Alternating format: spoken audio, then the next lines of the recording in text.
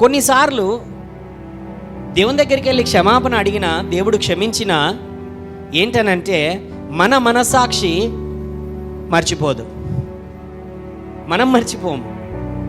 అర్థమవుతున్నదా? ఒక కథ నేను వివరిస్తా. ఒక వ్యక్తి తన యవ్వనంలో ఉన్నప్పుడు పాపం చేశాడు.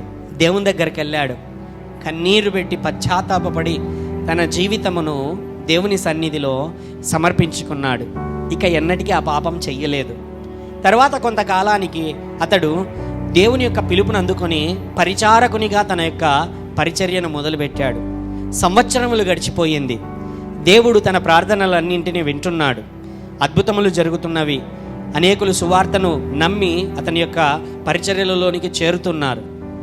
కానీ అతని యొక్క మనస్సులో అతని యొక్క మనస్సు అంటే మనస్సాక్షి ఎప్పుడు కూడా ఒక రకమైనటువంటి పొడవడం అనేది అతనికి ఎప్పుడు ఉన్నదంట.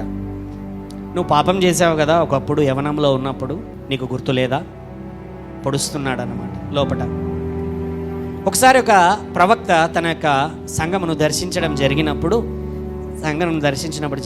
ఏమైనదంటే, ఆయన అన్ని విషయాలు అందరి విషయాలు చెబుతూ ఉంటున్నప్పుడు ఏమైనదంటే, గమనించండి బ్రదర్, నేను నా జీవితంలో ఒక పరిస్థితి గుండా వెళ్ళాను. ఆ పరిస్థితులు ఇప్పటికీ నన్ను బాధిస్తూనే ఉన్నాయి. ఎంతో కాలం క్రితం దేవుడు క్షమించాడు, అయినా దేవునికి మళ్ళీ ఏమన్నా గుర్తున్నదో ఏమో తెలియడం లేదు. నేను ఇప్పటికీ ఆ పరిస్థితులలో నేను బాధపడుతున్నాను. నా మనస్సాక్షి ఎప్పుడు గద్దిస్తూనే ఉంటున్నది అని అతనితో చెబితే, సరేలేండి పాస్టర్ గారు, ప్రార్థన చేస్తాను దేవుని దగ్గర, ఏదైనా బయలుపరిస్తే చెప్తాను అని ఆయన ప్రార్థన చేశాడంట ఆ రోజు రాత్రి అంతా. ఆయన నిమిత్తం ఉదయాన్నే ఈ పాస్టర్ గారు కొద్దిగా భయపడుతున్నాడంట. ఏం చెప్పాడో, విషయం బయలుపరిచాడేమో, పాపం బయలుపరిచాడేమో, ఆయన దగ్గర నేను ముఖం ఎట్లా అనే ఆలోచన ఆయనలో ఉన్నది. ఆయన దగ్గర వెళ్ళి నిలబడినప్పుడు మాట్లాడినప్పుడు ఏమైందంటే, మీరు పాపం చేశారంట, కరెక్టే, వాస్తవమే, హల్లెలూయా. కానీ ఎప్పుడైతే మీరు మొదటిసారి వచ్చి ఆయన ఎదుట పశ్చాత్తాపపడి పాపమును ఒప్పుకున్నారో, నా జీవితంలో ఇక చెయ్యనని విడిచిపెట్టేశారో, ఆ రోజు దాన్ని క్షమించాడంట దేవుడు. ఆ తర్వాత ఇప్పుడు ఆ పాపం ఏంటి అని దేవుణ్ణి అడిగితే దేవుడు చెప్పాడు, మర్చిపోయాడంట. ఏంటి? దేవుడు వదిలిపెట్టేశాడు దాన్ని.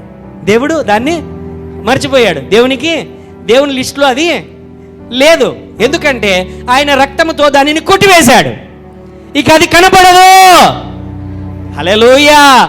పశ్చాత్తాపముతో నీవు ఆయన సన్నిధిలోనికి వెళ్ళినప్పుడు, అయ్యా నా పాపములను క్షమించమని నువ్వు అడిగినప్పుడు, నా కనికరము చూపు అని నువ్వు అడిగినప్పుడు, నీ యొక్క పాపమును మాత్రము తుడిచివేయడమే కాదు, అది ఎన్నటికీ తూర్పు పడమటకు ఎంత దూరం ఉన్నదో అంత దూరము నీ పాపములను అది పారవేయును.